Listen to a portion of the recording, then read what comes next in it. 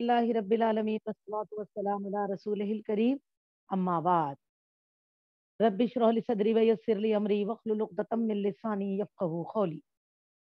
عزیز دینی بہنوں، جس طرح کے ہم نے سفر معراج تک تکمیل کیا اور معراج کے بعد ان مشاہدات کا آپ صلی اللہ علیہ وسلم کا امت تک پہنچانا اور پھر ان کے بعد پیش آنے والے حالات تصدیق کی، انہوں نے اللہ تعالیٰ سے اعزاز و مرتبوں کو پایا. اور اسی طرح سے جنہوں نے اپنی ایڑی چوٹی کا زور لگایا تھا اسلام کو کسی طرح سے دعوت توحید کو روکنے، اسلام کی تعلیمات کو روکنے اور آپ صلی اللہ علیہ وسلم سے دشمنی کو، لیکن اللہ تعالیٰ نے میری بہنوں الحمدللہ ایمان والوں کے بقیہ ایمان والوں کے ایمان کو بھی سلامتی عطا فرمائی. اب اس مرحلے کے بعد رسول اکرم صلی اللہ علیہ وسلم نے میری بہنوں بیرون ملک دعوت توحید کے کام کی شروعات فرمائی. وقت دیکھیے ایسے ایسے حالات گزر رہے ہیں، لیکن جو ذمہ داری جو مشن آپ کو دیا گیا ہر حال میں اس کو لے کر چل رہے ہیں، پورا فرما رہے ہیں. میری عزیز دینی بہنوں، جب سے اللہ نے رسول اللہ صلی اللہ علیہ وسلم کو کھلم کھلا دعوت تبلیغ کا حکم دیا تھا، آپ صلی اللہ علیہ وسلم کا طریقہ یہ تھا کہ حج کے موسم اور عرب کے بازاروں کے ایام میں آپ قبائل کے خیموں، یعنی کہ حج کے دن ایام آتے تھے نا، تو قبیلے آتے تھے وہاں پر، الگ الگ دور دور سے رکتے تھے وہاں پر. تو رسول اللہ صلی اللہ علیہ وسلم خیمے، اس زمانے میں دیکھے جیسے کپڑے کے ٹینٹ لگائے جاتے نا، ہم خیمے بولتے، اور ان کے ٹھکانوں پر وہ جہاں جہاں رکتے تھے اس کے بعد بیٹھتے تھے، کہیں گپ شپ کرتے، کہیں تجارتی باتیں ہوتی تھی. آپ صلی اللہ علیہ وسلم وہاں پر تشریف فرما ہوتے، لے جاتے تشریف اور انہیں اسلام کی دعوت دیتے تھے. تو دیکھا آج ہم وقت کو فضول میں ٹائم پاس کے لیے ایسی جگہوں پہ جاتے ہیں، کبھی تجارت تو کبھی صرف وقت کو ضائع کیا جاتا ہے. ایسے میری عزیزوں دیکھیے، اس ہر چیز سے ہم کو اللہ سبحانہ و تعالیٰ کی دین کی طرف دنیا کو بلانا ہے. ہمارا کوئی بھی معاملہ ہو تو اس میں اسلام کو رکھتے ہوئے ایک بندہ مومن کس طرح سے گزرے، اس کی ہم کو دوسروں تک میسج اور ہدایت پہنچانی ہے. تو اب دیکھیے اللہ کے رسول صلی اللہ علیہ وسلم موسم حج میں جب لوگ آتے بازاروں میں تو گزارا کرتے، یعنی کہ تجارتیں بھی ہوتی تھی، عبادتیں بھی، تو آپ صلی اللہ علیہ وسلم ان وقتوں کو بھی فائدہ اٹھاتے اور وہاں جا کر بھی آپ صلی اللہ علیہ وسلم کو دعوت توحید پیش کرتے. میری عزیز دینی بہنوں، جہالیت میں عرب کے مشہور اور مکے سے قریب ترین بازار تھے. خصوصی طور پہ ہم کو ملتا ہے تاریخ مکہ میں یہ تین بازار تھے، بڑے خاص اور مشہور تھے. جیسے کہ ایک تھا عکاس کا بازار، اور دوسرا تھا مجنہ، اور تیسرا تھا ذوالمجاز. عکاس نخلا اور طائف کے درمیان ایک بستی تھی، وہ اس بازار کو اسی کے نام سے مشہور. ہم دیکھتے نا کئی مقام کے نام سے جنگ بدر مشہور ہے، کیونکہ وہ بدر پہاڑ کے پاس لڑی گئی بدر کے دامن میں.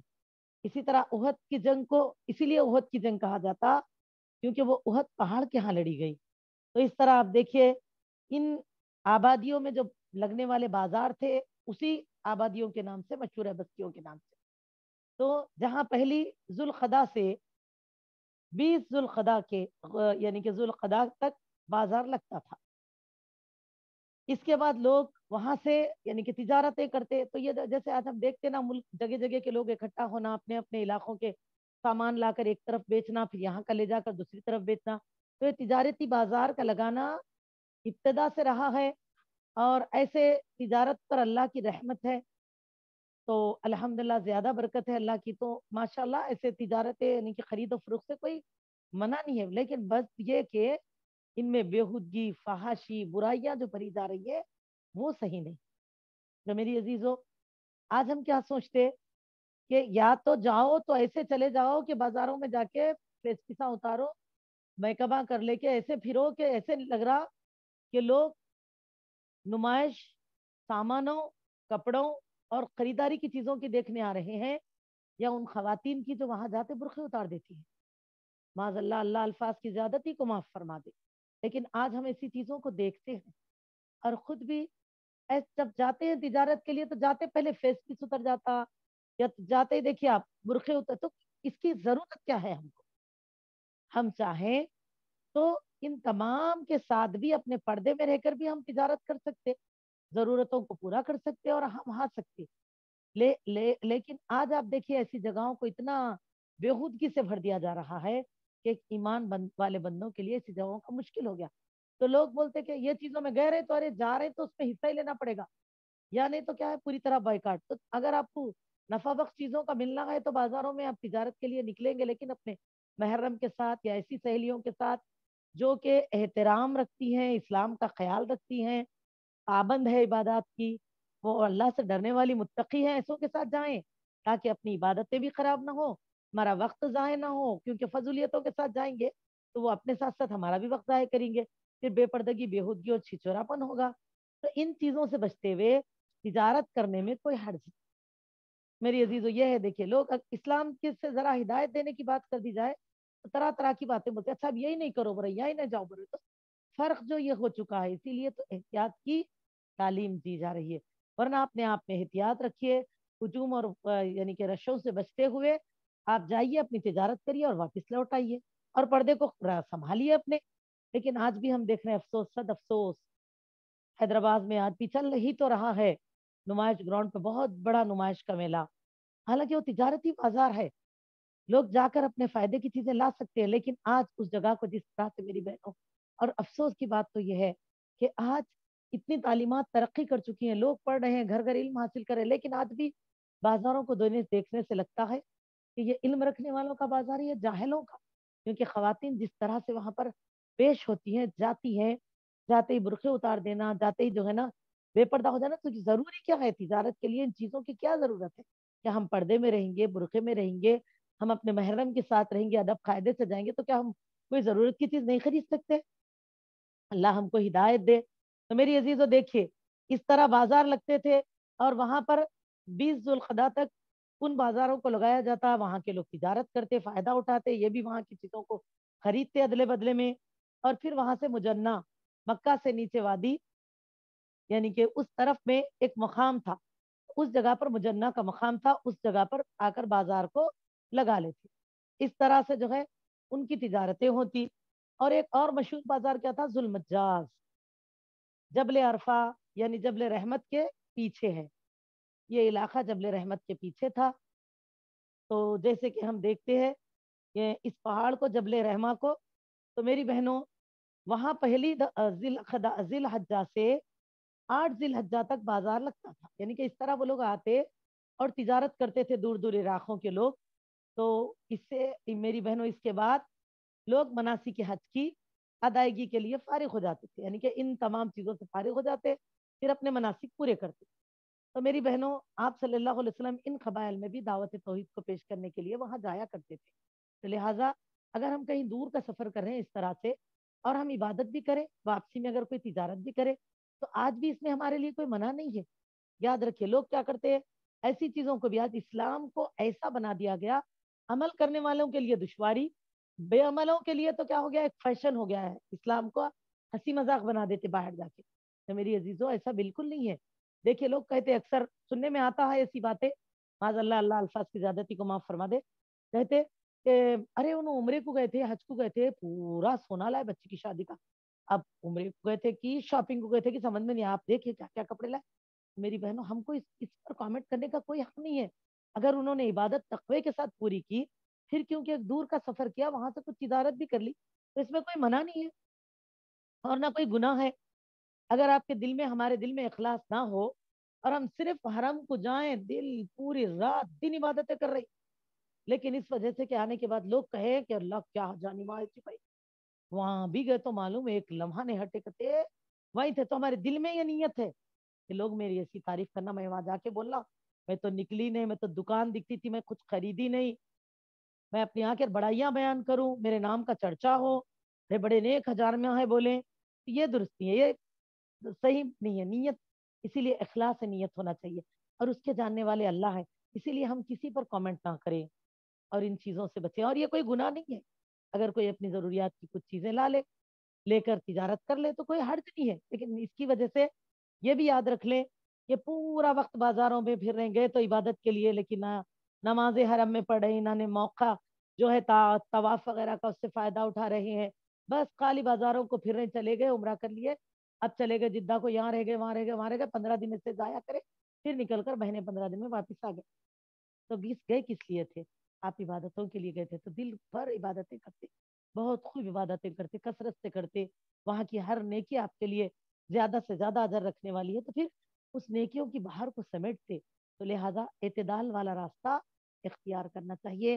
اور لیکن ہم آپ کو ان چیزوں پہ کسی پہ کامنٹ کرتے ہوئے یہ بولتے وہ بولتے پیٹ پیچھے دوسروں کے گناہوں کو اپنے سر لینے سے بچنا چاہیے۔ اللہ ہم کو ہدایت دے۔ تو میری عزیز دینی بہنوں، اس طرح آپ دیکھیں کہ آپ صلی اللہ علیہ وسلم نے جن قبائل کو رسول اللہ صلی اللہ علیہ وسلم نے اسلام کی دعوت دی اس رفتہ میں، اس مقصد کے لیے آپ صلی اللہ علیہ وسلم نے ان سے پناہ اور مدد چاہی، آ کر ان لوگوں سے بات چیت کی اس وقت اس سال رسول اللہ صلی اللہ علیہ وسلم نے۔ تو میری بہنوں، ان کے جو کچھ نام ہم کو ملتے ہیں سیرت میں، وہ یہ قبائل سے دیکھیے، جہاں اندرون مکہ لوگ جو ہے، یعنی کہ جہاں خود وہاں کے جو لوگ ہیں نا، آپ کو پریشان کر کے رکھ دیے، اور آپ کو طرح طرح سے آپ کے دعوت کے کام میں روڑا پیدا کرتے ہیں، رکاوٹیں ڈال رہے ہیں، مصیبتیں دے رہی، تکلیفیں دے رہی ایمان لانے والوں کو، اور میری بہنوں وہی اللہ نے جن تک اسلام کو پہنچانا ہے پہنچاتے رہے۔ میری عزیزوں، اسی لیے دیکھا، رزلٹ اللہ کی طرف سے ہوتا ہے، ہم کو اپنی کوشش کرتے رہنا چاہیے، رزلٹ خود دینے کی کوشش بھی نہ کرے، اور رزلٹ کے لیے پریشان بھی نہ ہو، یاد رکھیے وہ اللہ تعالیٰ کی طرف سے، جس کے دلوں میں اخلاص ہوگا اللہ خود ان کو اپنے دین سے جوڑ لیں گے۔ لیکن ہم کو انتھک اپنے کام کرتے رہنا چاہیے، دیکھیں یہاں نہ ہو یہاں صحیح، یہاں نہ ہو یہاں صحیح، لیکن کام کو ہمیشہ جاری رکھے، دعوت کے کام کو۔ تو دیکھیے ان قبائل کے پاس پہنچ کر آپ صلی اللہ علیہ وسلم نے بات کی، اور یہاں کے جو حالات تھے اس کو آگے رکھ کر ان سے پناہ طلب کی۔ تو میری بہنوں، اس طرح دیکھیے وہ قبائل کے کچھ نام ہمیں ملتے ہیں، جیسے بنو عامر بن تعصا، بنو محارب بن حفصہ، بنو فزارہ، غسان اور مرہ، اور میری بہنوں بنو حنیفہ، بنو سلیم، بنو ابس، بنو نظر، بنو البکا۔ یہ بنو نذیر نہیں ہے، یاد رکھیے، بنو نصر جو ہے دوسرا قبیلہ ہے، اور اسی طرح بنو البکا اور کندہ اور کلب۔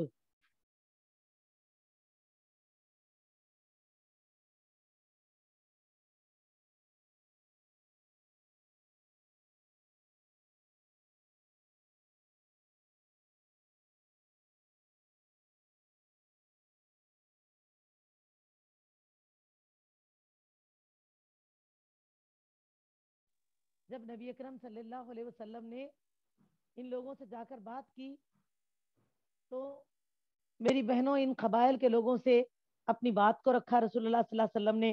بنو عامر بن ساسا، بنو محارب بن حفصہ، بنو فزارہ، غسان اور مرہ، بنو حنیفہ، بنو سلیم، بنو ابس، بنو نصر، بنو البکا، کندہ اور کلب، بنو الحارث بن کعب، ازرا۔ ہاں جی، میں کسی وجہ سے میوٹ ہو چکا تھا ماں، اچانک کیوں ہوا پتا نہیں، اسی لیے میں نے اس کو دوبارہ انمیوٹ کیا۔ تو اسی لیے میں دوبارہ ان قبائل کے نام بتا رہی ہوں، اور ان میں تھے بنو حارث بن کعب، ازرا اور ہزارما۔ ان کو بار بار جب آتے تھے تجارت کے لیے اوقات حج میں، تو رسول اللہ صلی اللہ علیہ وسلم نے ان کو جا کر دین کی باتیں بتائی تھی، سمجھائی تھی۔ تو میری بہنوں، اب انہیں قبائل کے پاس پہنچ کر آپ صلی اللہ علیہ وسلم نے پناہ چاہیے اور مدد چاہیے کہ کسی طرح جو ہے نا مشرکان مکہ کا زور ٹوٹے۔ لیکن میری بہنوں، انہوں نے آپ کی دعوت کو قبول نہ کیا، لیکن ان کے جوابات بڑے عجیب اور مختلف سے تھے۔ کسی نے بہترین جواب دیا، کسی نے آپ کے بعد اپنے لیے سرداری کی شرط لگا دی۔ دیکھ رہے آپ، کسی نے کہا آپ کا خاندان اور قبیلہ آپ کو بہتر جانتا ہے کہ اس نے آپ کی پیروی نہیں کی، یعنی کہ لوگوں نے ایسے بھی سوال کیے، کیا بتایا، جبکہ آپ کے خاندان والے آپ سے سب سے زیادہ آگے ہیں، اور آپ کا قبیلہ یعنی کہ بنو عبد المطلب، جو بنو قریش، تو آپ کا قبیلہ تھا، خاندان عبد المطلب اور ہاشم کا خاندان، ان لوگوں نے تو ان میں سے ابو لہب بھی تو تھا نا، اور کئی لوگوں نے اسلام نہیں قبول کیا تھا۔ آپ صلی اللہ علیہ وسلم کے چچاؤں میں بھی صرف دو ہی ہے، ایک حمزہ رضی اللہ تعالیٰ عنہ، ایک عباس رضی اللہ تعالیٰ عنہ۔ لیکن اس وقت میری بہنوں،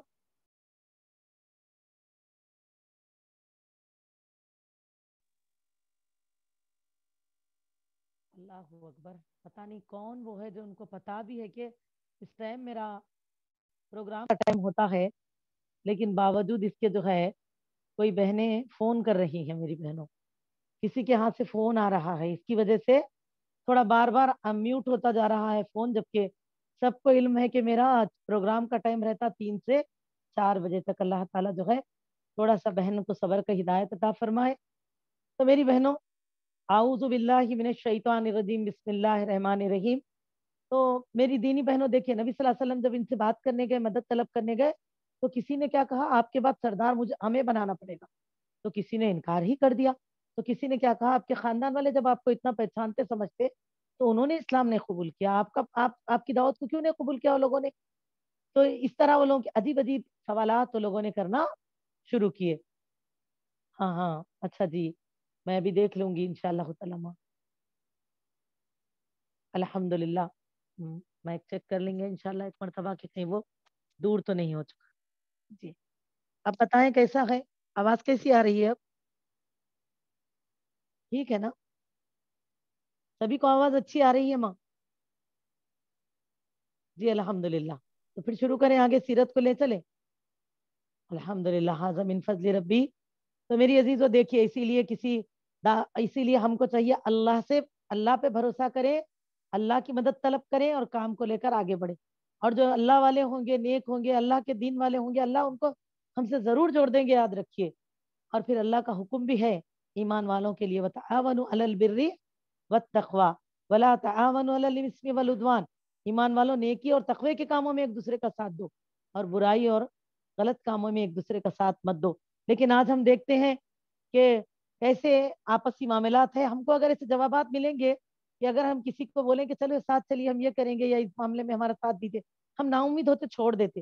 لیکن میری عزیزوں دیکھا رسول اللہ صلی اللہ علیہ وسلم، ہمارے پیارے نبی صلی اللہ علیہ وسلم کیسے کیسے دشواریوں سے گزر رہے ہیں۔ ان باتوں کا احساس کیجئے، ان واقعات میں کسی نے آپ کو برا جواب دیا، اور ان میں سے سب سے برا جواب جو دینے والا شخص تھا وہ مسلمہ کذاب کا گروہ بنو حنیفہ کا تھا۔ سیرت ابن ہشام، جلد نمبر 1، پیج نمبر 424 425، اس کا ابھی پورا خلاصہ آپ کو ملے گا۔ تو میری بہنوں، لیکن اللہ تعالیٰ نے جس طرح اسلام کی دعوت کو بیرون ملک پہنچانا تھا، اس کو پہنچانے کی بھی شروعات فرما دی۔ میری عزیزوں، یہ اللہ کا دین ہے۔ اللہ فرماتے ہیں کسی کے منہ کی پھونکوں سے اسلام کی کرنیں، جو روشنی کی کرنیں ہیں، وہ رکنے والی نہیں ہے۔ اللہ اپنے دین کو غالب لانا چاہتے ہیں، اپنے نور کو، اپنے دین کو تو وہ غالب لا کر ہی رہے۔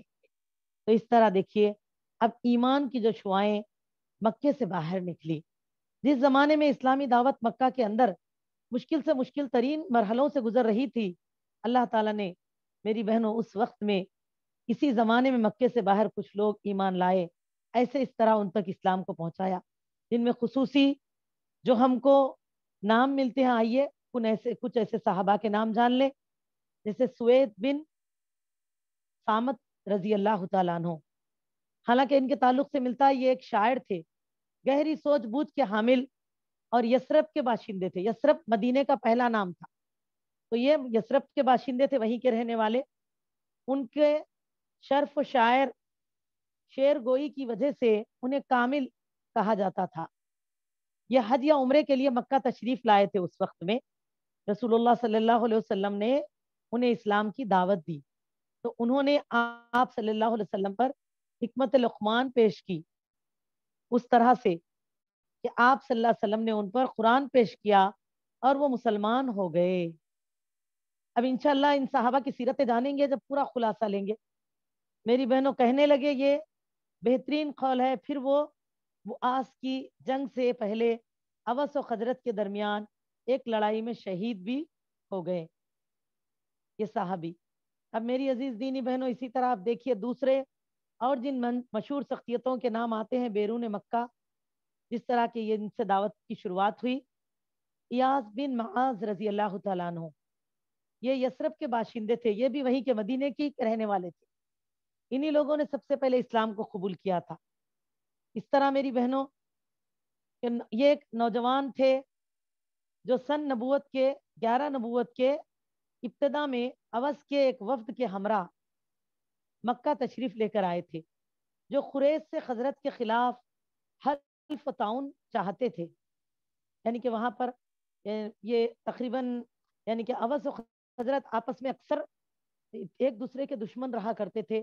اور اس آگ کو اور بڑھانے والوں میں تو یہودی اہل کتاب جو قبیلے وہاں آباد ہو گئے تھے تجارتوں کو آتے جاتے، بنو نذیر، بنو قریظہ، بنو قینقاع، جن کا سردار تھا عبداللہ بن ابی اور اس کے دیگر ساتھی. تو یہ لوگ کیا کرتے، ان لوگ کو لڑائی کے رکھتے تھے آپس میں. تو اس طرح میری عزیز دینی بہنوں، اوس کے اس نوجوان نے جو ایاز بن معاذ رضی اللہ تعالیٰ عنہ ہے، جو آگے چل کر اللہ تعالیٰ کے یعنی کہ دین بندے بنے اور دین کے صحابی. میری بہنوں یہ جو ہے ان کی جو آگے والے خزرج کے لوگ تھے، تو یہ اوس و خزرج جو ہے نا مدینے کے خاص باشندے تھے پراپر. جیسے ہم لوگ بولتے نا ہم پراپر حیدرآبادی ہے جی، وہ لوگ بولے تو نا انہوں بہار کے ہیں، انہوں وہاں کے کرناٹکا کے، انہوں نلگنڈے کے، انہوں دیور کنڈے کے. وہ لوگ بعد میں آ کے آباد ہوئے. اگر 50 سال سے بھی کوئی انسان رہ رہے ہیں تو ان کا جو یعنی کہ نسبی سلسلہ کس ملک سے تھا، کس علاقے سے تھا، کس شہر سے تھا، ہم بتاتے دیکھیے. اور ہم بولتے لیکن ہم ہمارے دادا پردادا ان کے دادا پورے پکے ہم لوگ حیدرآبادیاں.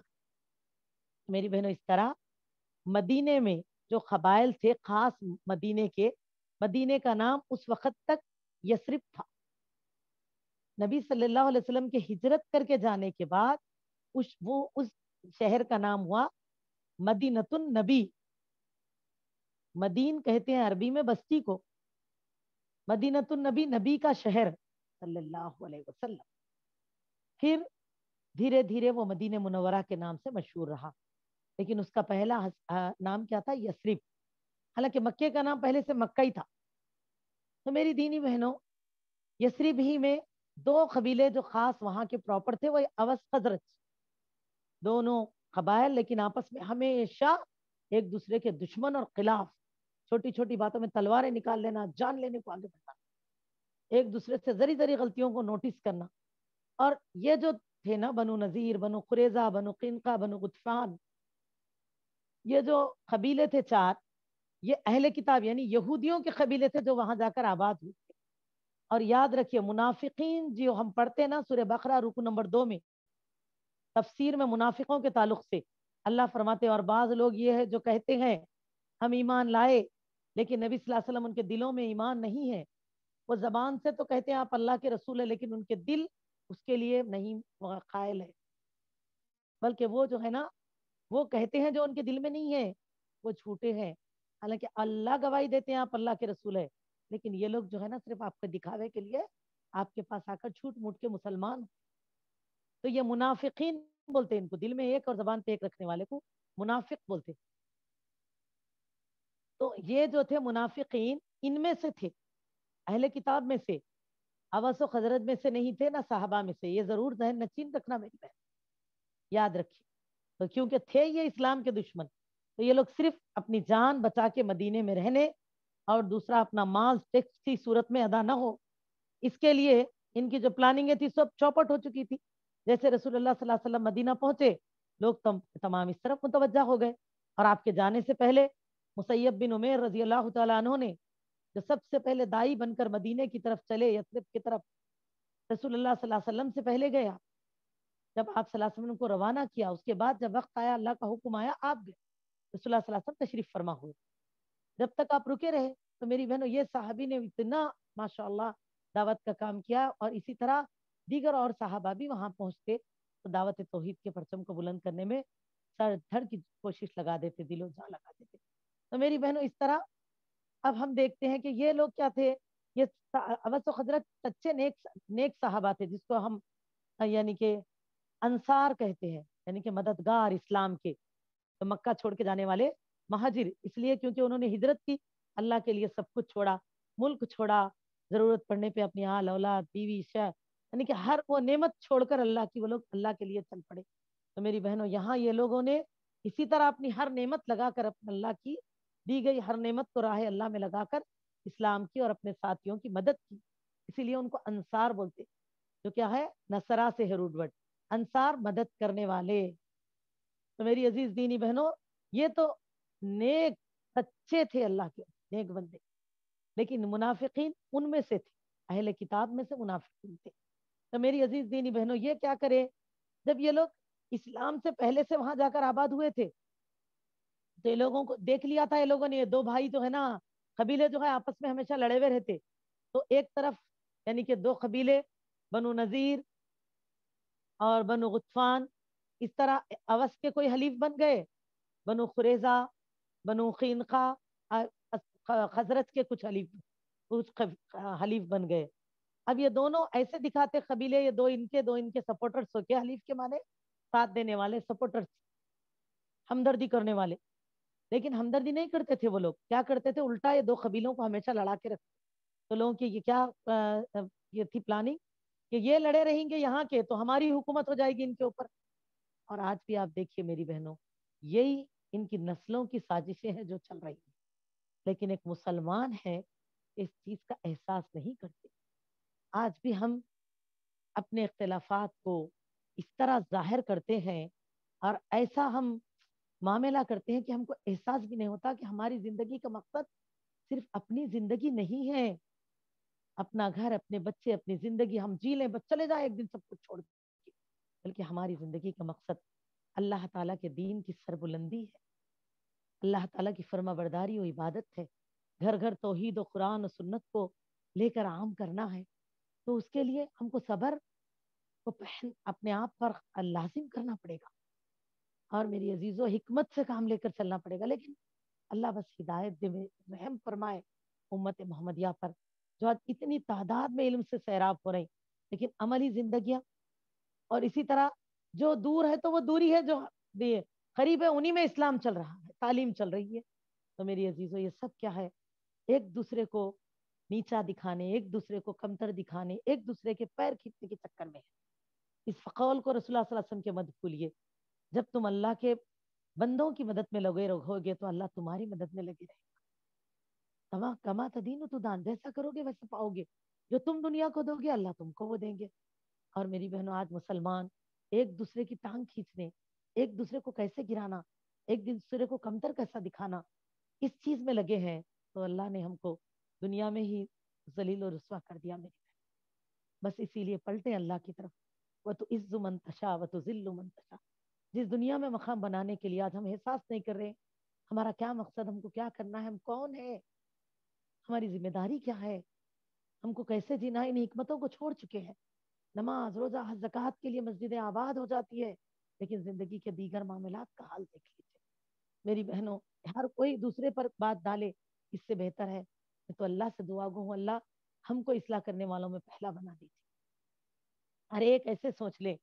تو لہٰذا آپ دیکھیے اس سے کیا ہوتا، نقصان ہوتا، یاد رکھیے. اور یہی نقصان تھا وہاں پر بھی، دیکھو یثرب میں، حالانکہ پراپر یہ ہے، لیکن پہ حکومت کرنے کی تیاری کون کر رہے تھے؟ اہل کتاب، یہودی.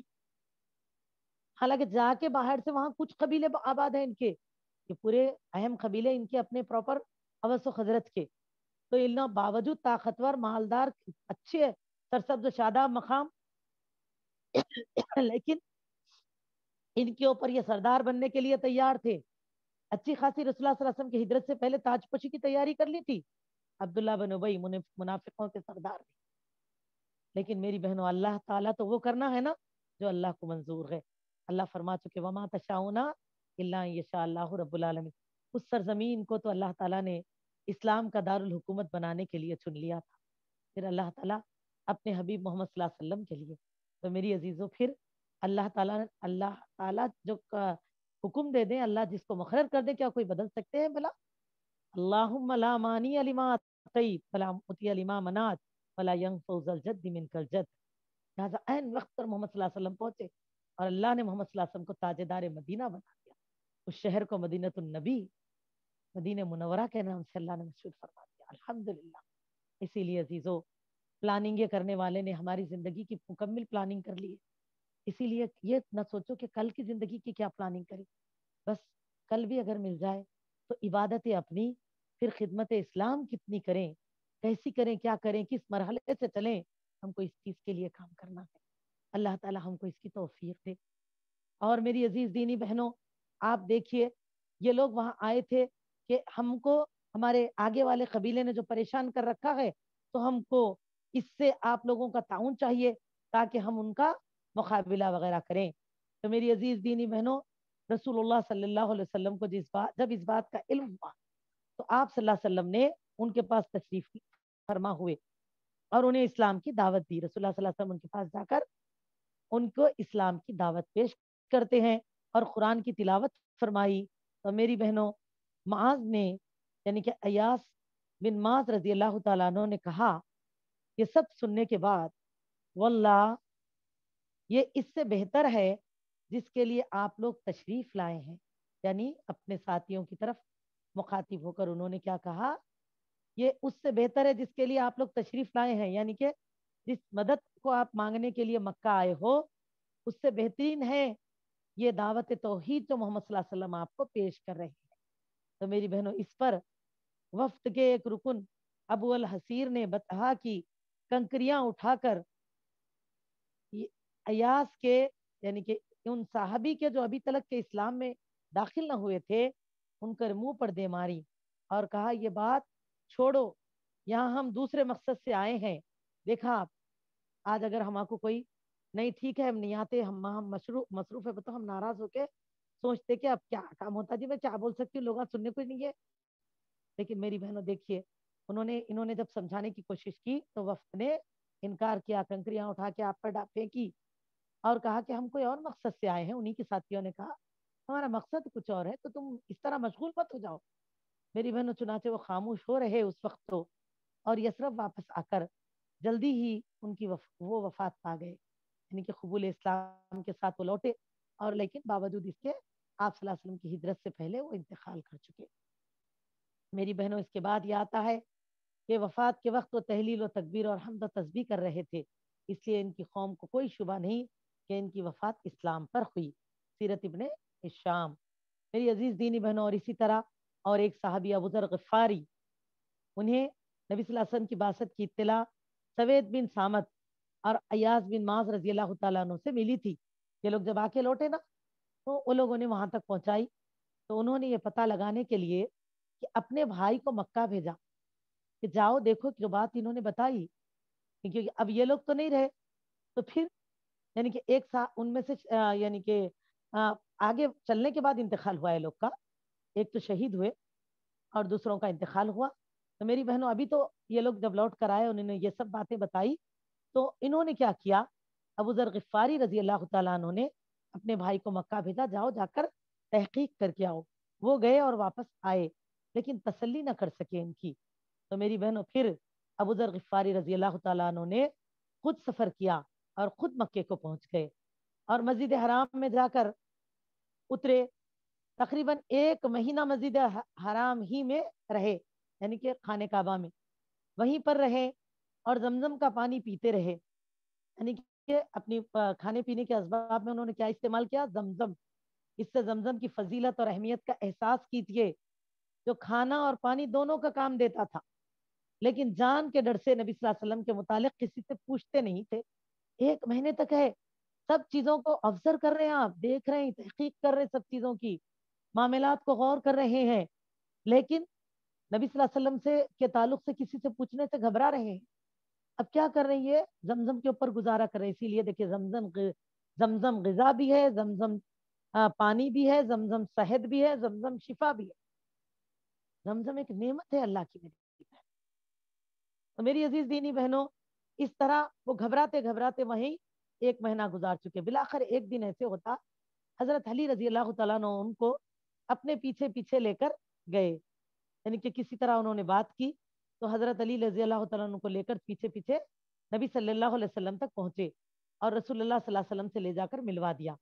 تب میری بہنوں حضرت ابو ذر رضی اللہ تعالیٰ عنہ نے نبی صلی اللہ علیہ وسلم سے عرض کیا کہ یعنی کہ اسلام کے تعلق سے اسلام قبول کرنے کی پیشکش کی. انہوں نے آپ صلی اللہ علیہ وسلم نے اسلام پیش کیا, یعنی کہ انہوں نے رسول اللہ صلی اللہ علیہ وسلم کو تعلیم دین فرمائی اور جب انہوں نے تعلیم اسلام و دین لیا تو وہیں پر مسلمان ہو گئے.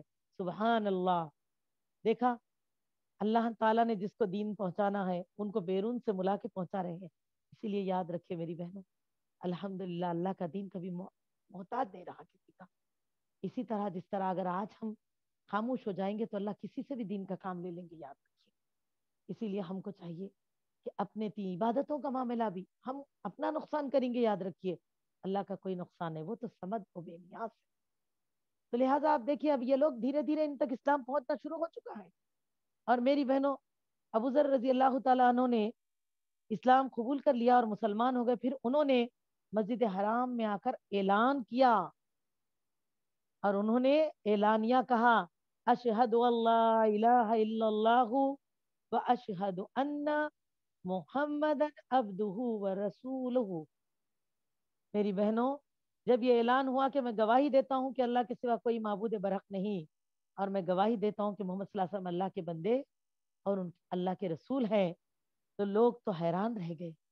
یہ سننا تھا کہ قریش ان پر ٹوٹ پڑے، حالانکہ وہ چھپ کے جا بھی سکتے تھے، لیکن انہوں نے وہی اعلان کیا۔ اور میری بہنوں، قبائل قریش ان پر ٹوٹ پڑے، اتنا مارا کہ ادمرا کر دیا ان کا حال، لیکن حضرت عباس رضی اللہ تعالیٰ عنہ نے ان کو بچا لیا۔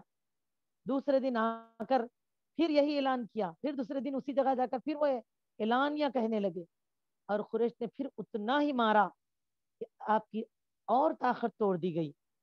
کل کی طرح آج بھی عباس رضی اللہ تعالیٰ عنہ نے آپ کو لے آیا۔ اس کے بعد میری بہنوں، حضرت ابو ذر رضی اللہ تعالیٰ عنہ نے اپنی قوم بنو غفار میں واپس آ گئے، اور جب نبی صلی اللہ علیہ وسلم نے ہجرت فرمائی تو وہ بھی مدینہ ہجرت کر آئے۔ سبحان اللہ۔ اس طرح سے میری بہنوں، اللہ نے ان بندوں پر، اپنے بندوں پر جو ہے دعوت توحید کو قبولیت کا اہتمام فرمانا شروع کر دیا۔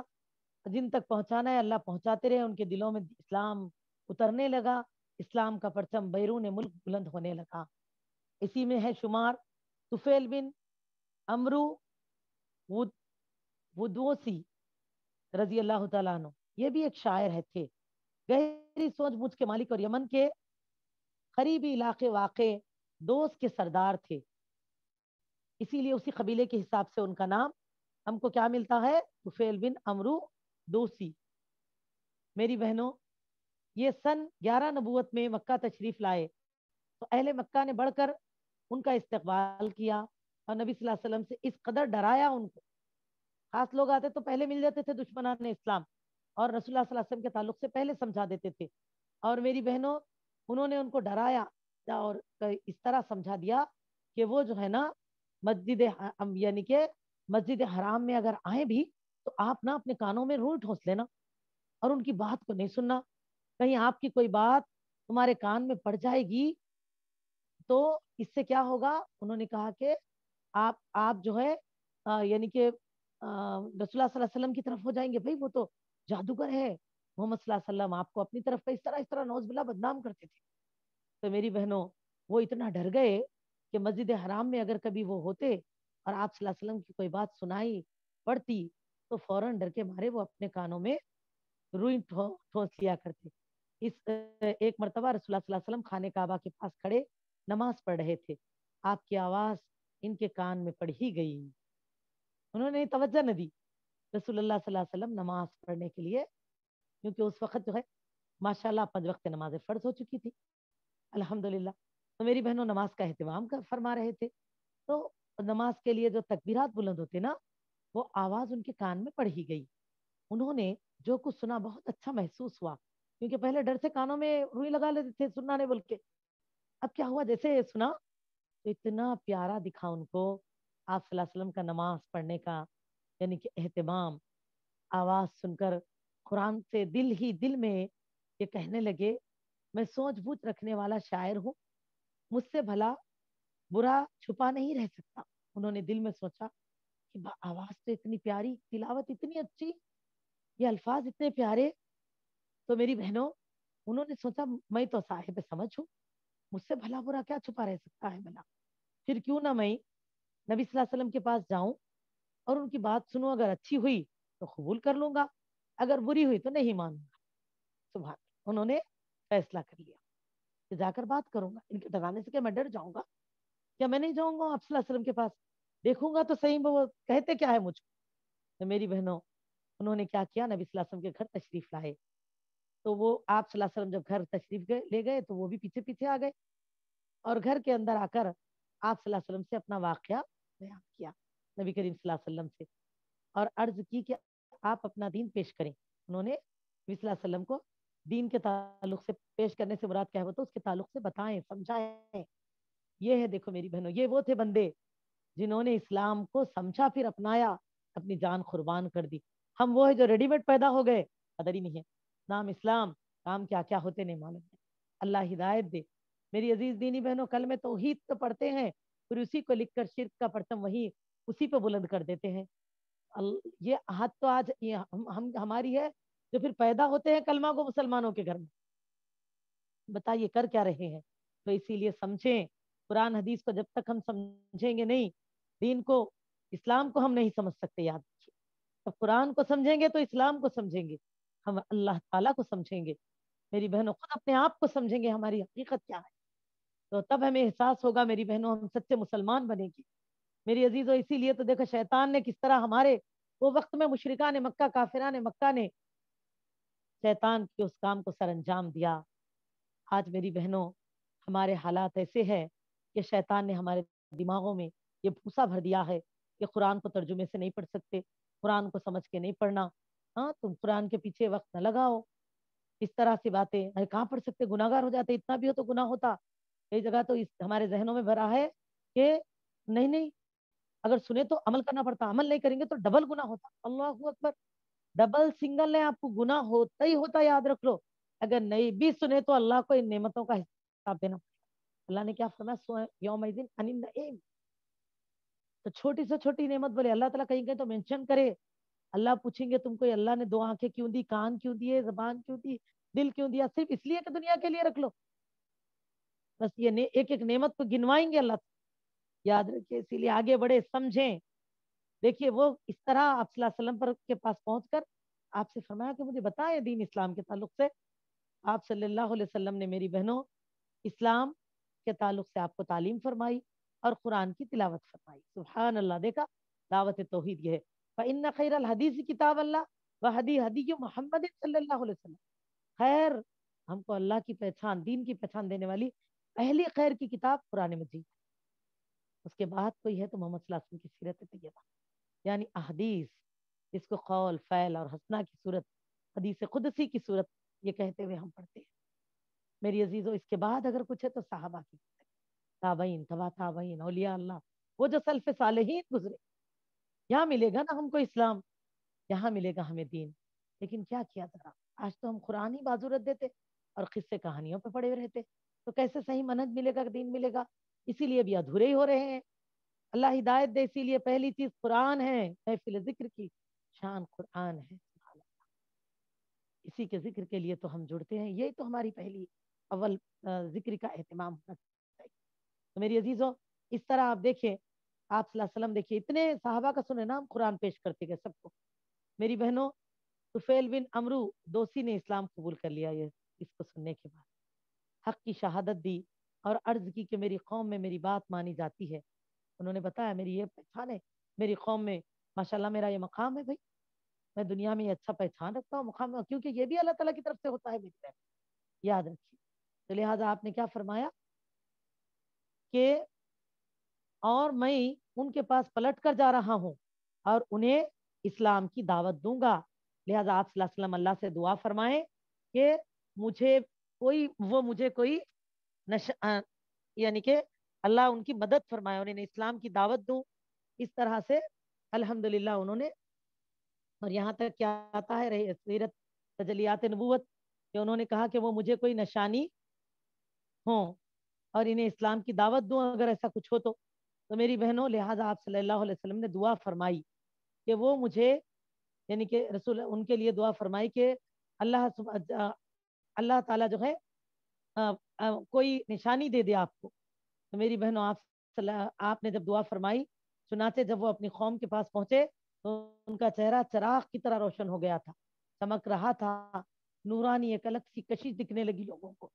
تو میری دینی بہنوں انہوں نے اللہ سے دعا کی کہ اسے چہرے کے بجائے کہیں اور منتقل کر دے.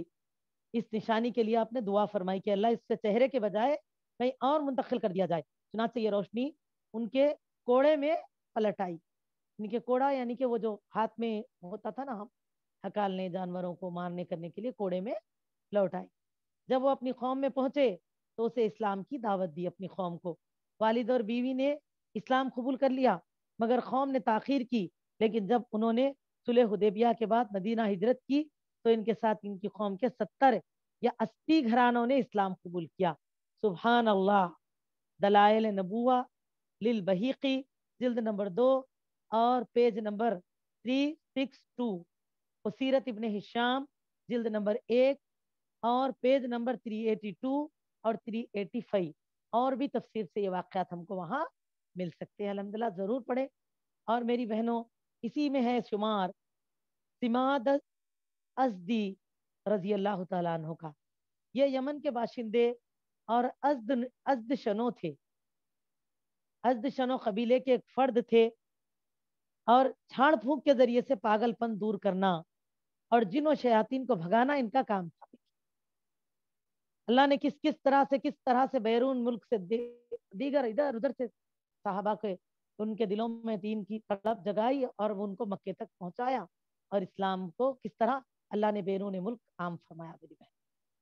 میری بہنوں، مکہ جب وہ مکہ آئے تو وہاں کے احمقوں سے سنا کہ وہاں کے لوگوں نے یہی بے وقوف مشرکان مکہ کافران مکہ پکڑ کے نبی صلی اللہ علیہ وسلم کے تعلق سے طرح طرح کی باتیں کہنے لگے کہ استغفر اللہ، آپ صلی اللہ علیہ وسلم پاگل ہوئے، آپ کے پاس نہ جائیں، اگر جائیں گے تو آپ کو نقصان ہوگا، ایسے ایسے۔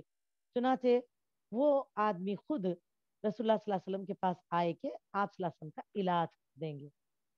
تو میری عزیزو، تب ہم دیکھتے ہیں الحمدللہ رسول اللہ صلی اللہ علیہ وسلم نے جب وہ ان کے پاس پہنچے کہ میں آپ کا علاج کریں، رسول اللہ صلی اللہ علیہ وسلم نے فرمایا، اس آدمی سے کہا، ان الحمد للہ نحمدہ ونستعینہ من یہدہ اللہ فلا مضل لہ ومن یضللہ فلا ہادی لہ واشہد ان لا الہ الا اللہ وحدہ لا شریک لہ واشہد ان محمدا عبدہ ورسولہ، اما بعد۔ الحمدللہ میری بہنوں، اور آپ زماد نے یہ کلمات سنے تو اس قدر متاثر ہوئے کہ انہیں 3 بار دہرانے کی آپ صلی اللہ علیہ وسلم سے فرمائش کی۔ پھر کہا، میں کاہنوں، جادوگروں اور شاعروں کی بات سن چکا ہوں۔ یہی کہہ کر تو بلایا گیا تھا ان کو، تو انہوں نے کہا کہ میں ان تمام لوگوں کے تعلق سے جانتا ہوں، کاہن کیا کہتے ہیں، کیسے ہوتے ہیں، جادوگر کیا کرتے ہیں، کیا معاملے ان کے ہوتے ہیں، شاعر کس طرح راستوں میں بھٹکتے پھرتے ہیں اور شاعریاں کیسے کرتے ہیں۔ تو انہوں نے کہا، میری بہنوں، لیکن میں نے آپ سے جیسے کلمات کہیں نہیں سنے جو آپ سے سنے ہیں۔ یہ تو سمندر کی اتھاہ گہرائی کو پہنچے ہوئے ہیں، لائیے ہاتھ بڑھائیے۔ یہ کہتے ہوئے آپ نے نبی صلی اللہ علیہ وسلم کو فرمایا کہ اللہ کے رسول صلی اللہ علیہ وسلم اپنا ہاتھ آگے فرمائیے۔ آپ صلی اللہ علیہ وسلم نے ہاتھ بڑھایا تو انہوں نے نبی صلی اللہ علیہ وسلم کے ہاتھ پر اپنا ہاتھ رکھ دیا اور آپ صلی اللہ علیہ وسلم سے اسلام کی بیعت کر لی۔ سبحان اللہ۔ دیکھا بلایا کس چیز کے لیے تھا، ہوا کیا۔ اس حدیث کو صحیح مسلم کتاب الجمعہ باب تخفیف الصلاۃ والخطبہ حدیث نمبر 868 میں درج کیا گیا۔ میری عزیز دینی بہنوں، اس سے ہمیں کیا پتا چلا کہ اگر دنیا کسی طرح کی کوششیں کرے، برائیوں کو پھیلائے، روکنے کی دعوت کے کام کو، تو اس کی پرواہ نہ کرے، نتیجہ اللہ دیں گے۔ اور میری عزیز دینی بہنوں، دیکھیے کسی بھی چیز کی کامیابی کی علامت کیا ہے؟ یہ اکثر اہل علم کی سوچ ہوتی تھی کہ جب تک کوئی ہمارے ضد یعنی کہ اپوزٹ میں ہمارے خلاف نہ کہنے والا اٹھے تو ہم حق میں، ہم تقوی میں یعنی کہ کمپلیٹ تقوی میں نہیں ہو سکتے۔ اگر ہم صحیح میں کمپلیٹ تقوی میں آئیں گے تو آگے اس بات کا اثر شیطان کسی طرح بھی اس کے خلاف لوگوں کو ٹھہرانے کی کوشش کرے گا۔ تو یہ لوگ محسوس کرتے تھے، اسی لیے اولیاء اللہ، بزرگان دین، صحابہ کے ساتھ ساتھ تابعین، تبع تابعین، ان کی تاریخوں کو اٹھا کر پڑھیں، صاحب مرد حضرات کے بھی، خواتین حضرات کی بھی۔ آپ دیکھیں ہر زمانے میں ستائے گئے، پریشان کیے گئے، ہر زمانے میں کسی کو تو قید خانوں میں ڈال دیا گیا۔ میری عزیزوں، لیکن یہ لوگ ان باتوں کو معمولی سا لیتے اور بس اپنے نظر میں اللہ کی رضا اور یعنی کہ اسلام کی سربلندی کے لیے محنت کرنے کو آگے بڑھتے. لیکن آج اگر ہم کوئی اچھا کام کر رہے ہیں، خیر کا کام کر رہے ہیں، نیک بات بول رہے ہیں، تو کسی نے کوئی بات ہم تک ہمارے لیے کہہ دی غلط بات، تو فوراً ناراض ہو جاتے، بولتے ارے یہ کہاں کا لگا لیے تھی بھائی، نیکی کرنے جا کے بدنام کی، چلو چھوڑ دو، پیچھے قدم اٹھا لیتے ہیں. یہ لوگ کہتے کہ نہیں نہیں، اسلام کے لیے خدمت کرنے جائیں گے تو طرح طرح کے مسائل ہوں گے، تو لہٰذا بہترین یہی ہے کہ عمل کر لو، خاموش بیٹھ جاؤ. تو میری بہنوں، شیطان نے آج کیا کیا، ہم لوگ اپنے گھروں تک عمل کو محدود رکھے، اس نے دلوں میں بھی ختم کر دیا ہمارے. اور آج کیا ہو گیا، معاشروں کی حالت دیکھیے کیسی زندگیاں چل رہی ہے. اب ہم پریشان ہو رہے ہیں کہ کیا کریں، کیسے کریں، کیسے اس معاشرے میں اپنے بچوں کو چھوڑ کر ہم چلے جائیں گے تو کیا ہوگا. تو میری عزیزو، اصلاح معاشرہ تمہیں منظور ہو اگر، اصلاح معاشرہ تمہیں منظور ہو اگر، ہر فرد کو اسلام کی تعلیم، ہر فرد کو اسلام کی تعلیم دی. نتیجہ اللہ کی طرف سے ضرور دیکھ لیں گے ہم انشاءاللہ. میری عزیزو، چلیں تو پھر آنے والے پیر کے اجتماع میں مدینہ ہجرت کی تیاریاں کیسے شروع ہوئی، کیسے صحابہ مکہ سے نکلے، پھر رسول اللہ صلی اللہ علیہ وسلم کا. چلیے تو انشاءاللہ آنے والے پیر کے اجتماع میں لیں گے.